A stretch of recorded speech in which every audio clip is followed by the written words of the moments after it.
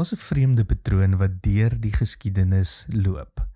Welkom by die Sepcast. Hierdie is die tuiste van die nommer 1 netwerk vir jou lewe. Dis waar ons stories nie oor dieper kyk en saam ontdek hoe Jesus vandag werk.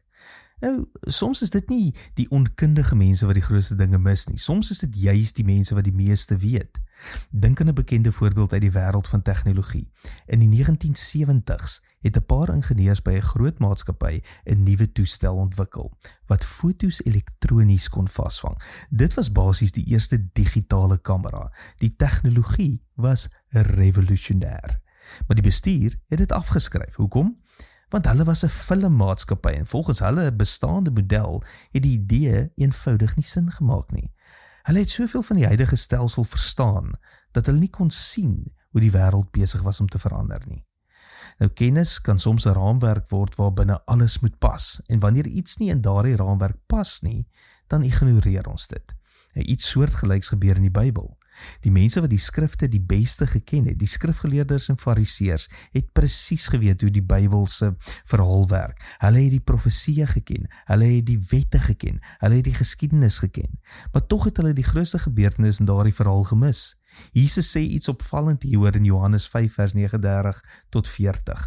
Julle ondersoek die skrifte omdat julle dink dat julle daarin die ewige lewe het, en dit is juis die wat van my getuig.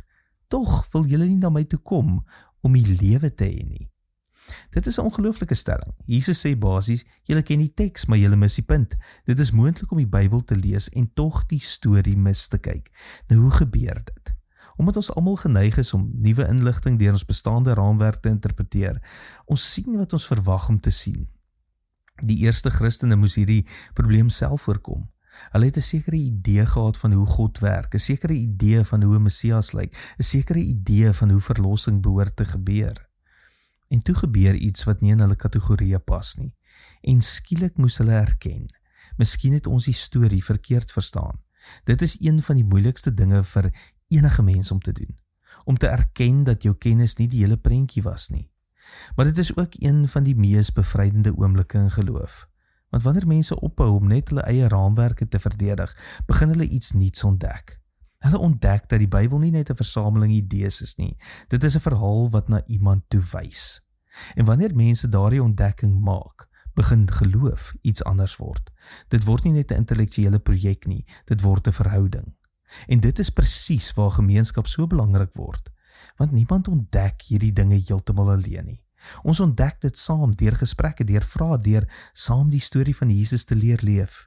En dit is waarom ons as gemeente praat van 'n nommer 1 netwerk vir jou lewe. Nie net 'n plek waar mense kennis opdoen nie, maar 'n netwerk van verhoudings waar mense saam ontdek wat dit beteken om Jesus te volg, by die huis, by die werk en in die gewone ritme van die lewe. Want soms mis mense nie die waarheid omdat hulle te min weet nie. Soms mis hulle dit omdat hulle te seker is van wat hulle reeds weet. Een van die gevaarlikste dinge in geloof is wanneer ons dink ons weet reeds alles. Wanneer ons ophou vra, ophou luister en ophou groei.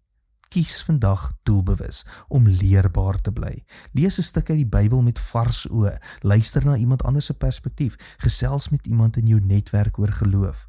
Soms ontdek ons God nie wanneer ons meer praat nie, maar wanneer ons weer begin luister. Tot môre, mooi loop.